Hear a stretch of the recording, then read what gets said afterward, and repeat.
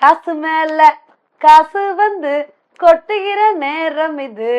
இப்படிதாங்க ஐபிஎல் ஏலத்துல நிறைய பேருக்கு காசு மேல வந்து கொட்ட போகுது. அது யாருக்கெல்லாம் கொட்ட வாய்ப்பு இருக்கு அப்படின்றதான் இன்னைக்கு நம்ம வீடியோல வந்து பார்க்க போறோம். இந்த ஐபிஎல் ஏலத்துல ரொம்பவே எதிர்பார்க்கப்படுற பிளேயர் யாருன்னா பாட் கமின்ஸ் தாங்க. ஏன்னா இவர் வந்து வேர்ல்டு கப் வின்னிங் கேப்டனா வேற வந்து இருக்காரு. அதனால இவரை எந்த டீம் எடுத்தாலும் பல கோடி கொடுத்து வந்து எடுப்பாங்க. ஆல்ரெடி வந்து கேகேஆர் இவரை வந்து 15 கோடிக்கு மேல கொடுத்து வந்து எடுத்தாங்க. அதுக்கு தகுந்தாப்புல இவர் 2022லயும் 14 பால்ல ஹாஃப் செஞ்சுரிலாம் அடிச்சு பட்டைய கிளப்பினாரு.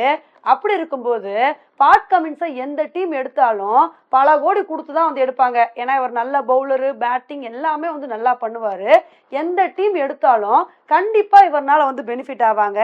அதனால இவருக்கு எத்தனை கோடி கொடுத்து எடுக்க போறாங்க அப்படின்றத பொறுத்து வந்து பார்க்கலாம். இப்ப அடுத்த பிளேயர் யாருன்னு பாத்தீங்கன்னா நம்ம ஊர் பையன் ரச்சின் ரவீந்திரா தாங்க.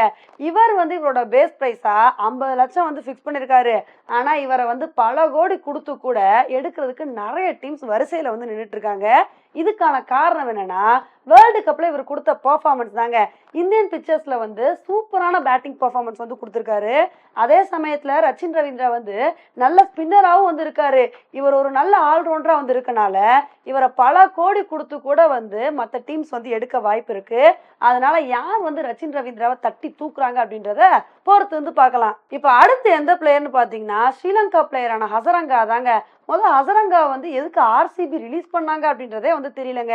ஏன்னா இவரை வந்து பல கோடி கொடுத்து ஆர்சிபி வந்து எடுத்தாங்க. அப்படி இருக்கும்போது ஹசரங்கா வந்து எல்பிஎல்ல நல்ல ஒரு பெர்ஃபார்மன்ஸ் தான் வந்து கொடுத்துருக்காரு. ஹையஸ்ட் விக்கெட் டேக்கரா இருக்காரு, ஹையஸ்ட் ஸ்கோரரா வந்து இருக்காரு. இப்படிலாம் வந்து இருக்கும்போது ஏன் வந்து தேவையில்லாம இவரை ரிலீஸ் பண்ணாங்க அப்படின்னு வந்து தெரியல. மேபி வந்து இவர் இன்ஜுரினால வேர்ல்டு கப்லாம் வந்து விளையாடாம இருந்தார் இல்லையா, இதனால கூட வந்து ஹசரங்கா வந்து ரிலீஸ் பண்ணிட்டாங்க போல. ஆனா இந்த ஒரு சான்ஸை பயன்படுத்தி ஹசரங்கா வந்து எந்த டீம் எடுக்கிறாங்களோ அந்த டீம் வந்து பயங்கர பெனிஃபிட் ஆக போறாங்க. ஏன்னா ஹசரங்காவை பொறுத்த வரைக்கும் பேட்டிங் பவுலிங் ரெண்டுலயுமே வந்து பட்டைய கலப்பாரு. பல சமயத்துல வந்து ஒன் மேன் ஆர்மியா இருந்து பல மேட்சஸ் வந்து ஜெயிச்சு கொடுத்துருக்காரு. அதனால கண்டிப்பா இவரை எந்த டீம் எடுத்தாலும் பல கோடி கொடுத்து எடுப்பாங்க அப்படின்றது மட்டும் கிளீனா வந்து புரியுது. இப்ப அடுத்த பிளேயர் யார் அதிகமான காசுக்கு போக வாய்ப்பு இருக்குன்னா டேரி மிச்சலுங்க.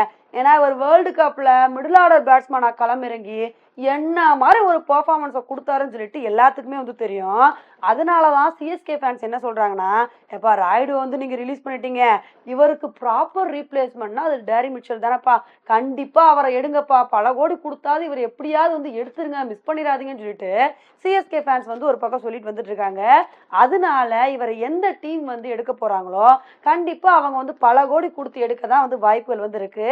அதே சமயத்துல ஃபாஸ்ட் பவுலர்ஸை வந்து எடுத்துக்கிட்டோம் அப்படின்னா கோட்ஸி, ஸ்டார்க்கு, அதுக்கப்புறம் ஹேசல்வுட் இவங்கெல்லாம் வந்து நிறைய கோடிகளுக்கு வந்து போறதுக்கான வாய்ப்புகள் இருக்கு. இவங்களை வந்து எந்தெந்த டீம் எடுக்கிறாங்க அப்படின்றத பொறுத்து வந்து பார்க்கலாம். இப்போ அடுத்து நம்ம இந்தியன் பிளேயர்ஸ்ல யார் அதிக விலைக்கு போக வாய்ப்பு இருக்குன்னா ஷாருக் கான் வந்து அதிக கோடிக்கு போக வாய்ப்பு இருக்குங்க.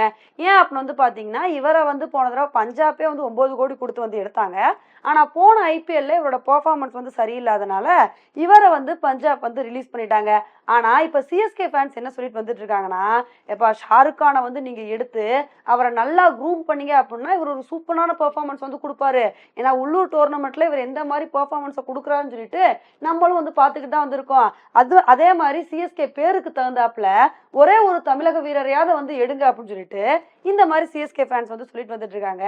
ஒருவேளை சிஎஸ்கே வந்து ஷாருக் கானை எடுக்க ட்ரை பண்ணாங்கன்னு வச்சுக்கோங்களேன், மற்ற டீம்ஸும் இவர் பின்னாடி வந்து வருவாங்க. அதனால கடைசியில வந்து ஏலத்துல ஷாருக் கானை யார் எடுக்க போறாங்க அப்படின்றதையும் நம்ம வந்து பொறுத்து வந்து பார்க்கலாம். இப்ப அடுத்து அதே மாதிரி தாக்கூரை வந்து கேகேஆர் வந்து ரிலீஸ் பண்ணிட்டாங்க. தாக்கூரை பொறுத்த வரைக்கும் வந்து என்ன சொல்றாங்கன்னா, எப்பா இவர் T20ல நல்ல ஒரு பெர்ஃபார்மன்ஸ் வந்து கொடுப்பாருப்பா, நல்ல பவுலிங்கும் போடுவாரு, அதே மாதிரி ஒரு சில இக்கட்டான சூழ்நிலையில கடைசியில 6 எல்லாம் வந்து அடிச்சு கூட வந்து நல்லா வந்து பேட்டிங் பண்ணுவாரு. அப்படி இருக்கும்போது அதுக்காண்டியாவது வந்து இவரை வந்து சிஎஸ்கே வந்து ட்ரை பண்ண வந்து வாய்ப்பு இருக்கு. பொறுத்து வந்து பார்க்கலாம் தாக்கூரை வந்து சிஎஸ்கே எடுக்கிறாங்களா இல்ல வேற ஏதாவது டீம் வந்து ட்ரை பண்றாங்களா அப்படின்றத வந்து பார்க்கலாம். ஓகே ஃப்ரெண்ட்ஸ், இது தவிர மற்ற ஏதாவது பிளேயர்ஸ் வந்து இவர் வந்து நிறைய கோடிக்கு போவார்ப்பா, இவர் நிறைய விலைக்கு போவாரு அப்படின்னு சொல்லிட்டு உங்களுக்கு தோணுச்சு அப்படின்னா அவங்களோட பேரை என்னோட கமெண்ட் செக்ஷன்ல வந்து போடுங்க. இதே மாதிரி இன்னொரு உங்களை வந்து மீட் பண்றேன். Bye friends.